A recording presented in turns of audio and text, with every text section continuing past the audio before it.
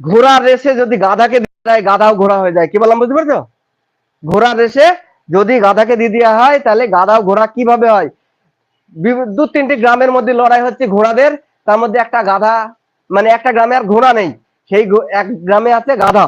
তো সবাই মিলে বলেছে ঠিক আছে এদের এই গাধাকেই লড়াই, তুই জামা খুললে চলে বস। হ্যাঁ, কি বললাম বুঝতে পারছিস?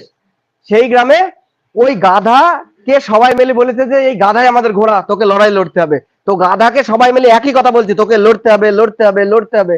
এই একই কথা বলতে বলতে বলতে বলতে গাধা প্রথমে বলছে না হবে না, না হবে না, না হবে না বলতে বলতে লাস্টে গাধা বলছে ঠিক আছে আমি লড়বো। কারণ সমস্ত গ্রামবাসী যখন হোসলা দিচ্ছে তখন গাধা কি হয়ে গেল, মেন্টালি ঘোড়া তৈরি হয়েছে। বুঝতে পারছিস?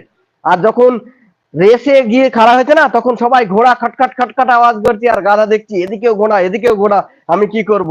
ভালো করে বোঝো।